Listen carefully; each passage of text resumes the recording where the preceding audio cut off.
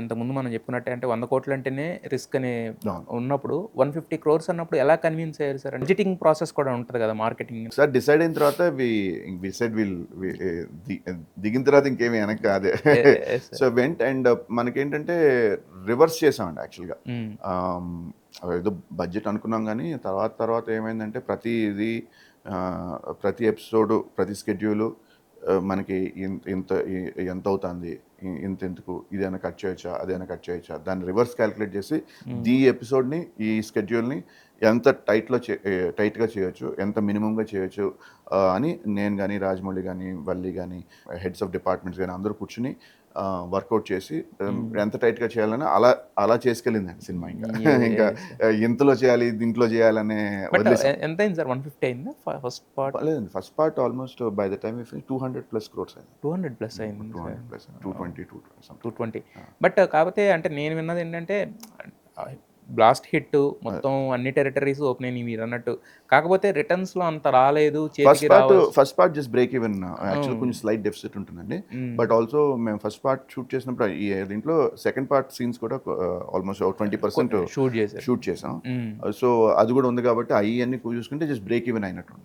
But second part తోటి everything comes back. ఇంతకు ముందు మీరు ఎప్పుడు మాట్లాడిన రాజమౌళి గారు, ప్రభాస్ గారు, తర్వాత వల్లి గారు అంటే ఒక ఫ్యామిలీ లెక్క ఒక 5 years మోస్ట్ ఆఫ్ జర్నీ. ఒక 5 years తర్వాత ప్రాజెక్ట్ అయిపోవడం అంటే ప్రొడ్యూసర్గా హ్యాపీ ఒక పక్కన, అమ్మ మనం చేసిన ప్రాజెక్టు ఇంత పెట్టాం, ఇంత కమ్మాం, ఈ లెక్కలన్నీ ఉంటాయి. బట్ కాకపోతే ఏంటంటే ఒక ఎమోషనల్ బాండింగ్ ఉంటుంది కదా, లాస్ట్ డే ఆఫ్ ఎమోషన్స్. వెళ్ళిపోతున్నారు, రేపటి నుంచి టీం ఉండదు అన్నప్పుడు. డెఫినెట్లీ అండి. మేము ఆ 5 years జర్నీ ఇస్ అంటే వెరీ నైస్ జర్నీ. అంటే ఈ కష్టాలు కానీ ఏదైనా అన్నీ కలిసి పడ్డాం. అదే సో ఆ కలిసి పడటంలో bonding will be very nice and everybody అందరినీ సపోర్ట్ చేసేవాడు. అండ్ మాకు పెద్ద టెంట్ ఉండేది ఎనీ షూటింగ్. ఆ టెంట్లోనే అన్నీ ఉండేవి. అక్కడే కూర్చుని డే అండ్ నైట్ అక్కడే డిస్కషన్స్ ఏదైనా అక్కడే జరిగేది. సో ఇట్ వాజ్ అందరూ యాక్టర్స్ కానివ్వండి, టెక్నీషియన్స్ కానివ్వండి, రాజమౌళి కానీ, రమ గారు, వల్లి, కార్తికేయ, మా వాళ్ళు అందరూ became like a whole very family. And అదేదో స్టాప్ అయిపోయిందనే ఫీలింగ్ రాలేదు. స్టాప్ ఉండదు కదా సార్. కానీ అంటే మనకంటే ఒక అసోసియేషన్ రోజు ఒక పనిలే అంటే 5 years కదా సార్. అది ఒక రోజు 2 రోజులు ఒక నెల సంవత్సరం అంటే అది ఓకే. 5 years అంటే అది ఒక మన జీవితంలో ఒక పార్ట్ లాగా అయిపోతుంది కదా. అవును. సో ఇంకా అంటే తప్పదు కదా, ఇంకా అలా స్లోగా ఎవరి కాళ్ళు ఇంకా లాస్ట్ డే ఆఫ్ ఎమోషన్స్ ఉంటుందండి స్పెసిఫిక్గా. అంటే ఇదేంటంటే లాస్ట్ డే అనేది అలా స్పెసిఫిక్గా రాలేదండి. ఎందుకంటే తర్వాత రిలీజ్ సక్సెస్, రిలీజ్ హైలు అలా స్లోగా ఇదైంది కాబట్టి అది ఒకసారిగా విడిపోయిన. ప్రభాస్ గారు పీక్ లో ఉన్నప్పుడు చేశారు సార్. అంటే ఒక సినిమా అంటే జనరల్గా అప్పట్లో ఉన్న వర్కింగ్ డేస్ ఏంటంటే 100, 120.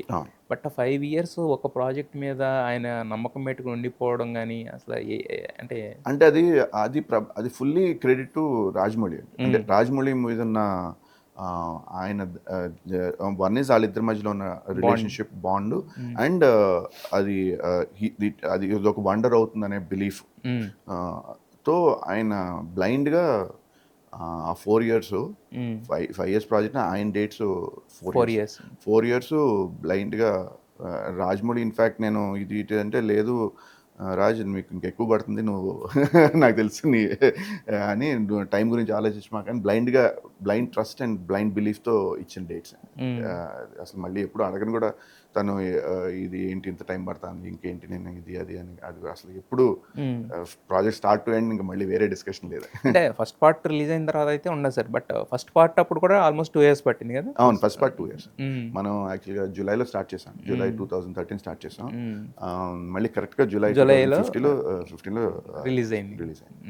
అండ్ ఐ థింక్ మిర్చి జూలై 2012 ఎర్లీ 2012లో రిలీజ్ అయింది. సో ఇప్పుడు యాక్చువల్గా అప్పుడు చాలా టైం అనిపించిందండి. కానీ ఇప్పుడు 2 years అంత పెద్ద సినిమా అంటే అసలు చాలా అదే ఇప్పుడు మనం ఎప్పుడు కూడా ఏంటంటే బాహుబలిలా అని మాట్లాడతాం. ఇప్పుడు బాహుబలి లాంటి సినిమానే లేదా బాహుబలిని అలా తీశారు, అప్పుడు లేదు కదా, రిఫరెన్స్ పాయింటే లేదు కదా. అప్పుడు చాలా టైం స్పెండ్ చేస్తాం అనిపించింది. ఇప్పుడు చూస్తుంటే 2 years చాలా ఫాస్ట్ గా చేశారు. 4 years లో 2 సినిమాలు, ఆ స్కేల్ సినిమాలు 2 సినిమాలు అంటే చాలా తక్కువ. ఆ జర్నీ సార్ అంటే అన్ని సంవత్సరాలు కూడా ఒకే ఫిజిక్ తోటి ఒకే కైండ్ ఆఫ్ థింగ్ ని మెయింటైన్ చేయడం అనేది అది ఒక యాక్టర్ కి చాలా ఛాలెంజింగ్ కదా. సో మరి ఎలా అదంతా. అది కమిట్మెంట్ అండి. రానా కానీ ప్రభాస్ కానీ ఫ్రమ్ బిగినింగ్ టు ఇది they were committed and they took care అండి. మధ్యలో మైనర్ ఇది అని ఉండ, బట్ ఫిజిక్ మట్టుకే ఫుల్గా దే దే అది బాగా అది డైట్ కానీ సప్లిమెంట్స్ వర్కౌట్స్ అన్ని బాగా చేసి సార్. అయితే అనుష్క గారిని మాత్రం బయటికి పంపించారు. సైజ్ 0కి వెళ్ళింది కదా ఆవిడ. యాక్చువల్గా అండి సైజ్ 0 అనుకుంటాం, కానీ సైజ్ 0 తర్వాత ఆవిడ తగ్గిపోయారండి. ఆవిడ తగ్గిపోయారు. She came back to normal అండి. మన బాహుబలి షూటింగ్ లో షీ వాజ్ నార్మల్ అండి. బాహుబలి 2 అప్పుడు కూడా అదే అప్పుడు చాలా మంది రాశారు, అంటే రాజమౌళి గారు కోపడ్డారని, తర్వాత సీజీల కరెక్షన్స్ ఏమీ లేదు కదా, అది ఎంత జస్ట్ బయట నుంచి రాసుకోవడం. మనకి స్వీటీ వాజ్ నార్మల్ అండి మన షూటింగ్ అంతా. ఇదంతా ఫస్ట్ పార్ట్ స్టార్ట్ చేయడం, రిలీజ్ వరకు రావడం ఒకటి. రిలీజ్ డే వచ్చిన టాక్కి మాస్టర్ ఆఫ్ కంటెంట్ ఎలాంటి కంటెంట్ అయితే జనాలు చూస్తారని జడ్జ్ చేయగలిగిన రాజమౌళి గారే డౌన్ అయిపోయారు. ఏంటి మనం చేసింది ఒకటి, వచ్చిన రిజల్ట్ ఏంటని చెప్పి. ప్రభాస్ కూడా అంటే ఏమీ జడ్జ్ చేయలేని పొజిషన్. వీళ్ళిద్దరు అంటే ఒకళ్ళు క్రియేటర్, ఒకళ్ళు actor. But as a producer కింద మీ ఫీలింగ్ ఏంటి సార్ ఆ ఫస్ట్ రోజు, విన్న రోజు? సో యాక్చువల్గా అది కొంచెం కాన్ఫ్లిక్టింగ్ అండి. ఒకటి ఏంటంటే హిందీ నుంచి మీరు అన్నట్టు ఇందాక కూడా మాకు హిందీ నుంచి కానీ మెయిన్ హిందీ నుంచి రానా అక్కడ ఉన్నాడు అన్నమాట హిందీ ప్రీమియర్ షోస్లో. హీ వాజ్ అక్కడి నుంచి ఉన్న రిపోర్ట్ అయితే ఫెంటాస్టిక్ అని. అప్పుడు మొన్న కూడా ట్వీట్ చేశాను, తరుణ్ ఆదర్శ్ వీళ్ళు అయితే క్లాసిక్ అని. వాళ్ళ ట్వీట్స్ అటు నుంచి వస్తున్నాయి, బ్లాక్ బస్టర్ క్లాసిక్స్. సో ఆ నైట్ అది ముందర నైట్ రిలీజ్ అయింది. సో ఆ నైట్ వీఆర్ అన్ హై, అంటే ట్వీట్స్ ఫస్ట్ ట్వీట్ ఇది ఇలా వచ్చింది ఇవన్నీ. అండ్ మార్నింగ్ ఎర్లీ మార్నింగ్ షోకి వెళ్ళాం. ఆ తర్వాత అక్కడి నుంచి బ్రేక్ఫాస్ట్కి వచ్చాం అందరూ. అక్కడ ఇవన్నీ తెలుగు మన ఇది వస్తాను రివ్యూస్ నాకు ఫోన్ చేసి, మన వీళ్ళు కూడా టీం కూడా అండి ఇదే ఉంది, కొంచెం ఏమన్నా మార్కెటింగ్ ఇంకేమైనా చేయాలా, ఇంకేమైనా ప్రమోషన్ చేద్దామా, కొంచెం ఇది సటిల్గా అంటే మనకు డైరెక్ట్గా బాగాలేదని ఎవరు అంత ఆబ్వియస్ తెలిసిపోతుంది. అంటే ఆ రియాక్షన్స్ బట్టి వచ్చేదాన్ని బట్టి అర్థమవుతుంది. రాజమౌళికి అయితే ఇంకా మిడిల్ ఆఫ్ ద నైట్ తనకి అంటే ఈ సాయి గారు వీళ్ళందరూ వచ్చే టాక్ బట్టి రెస్పాన్స్ అని కొంచెం అప్పటికే డౌట్, ఆయనకి డౌట్ వచ్చింది టాక్ ఏదో బ్యాడ్గా ఉన్నట్టు. సో బట్ నేనైతే ఫ్రాంక్లీ నేను కొంచెం బ్లాంక్, అంటే ఐ వాజ్ బ్లాంక్డ్ అవుట్ అండి.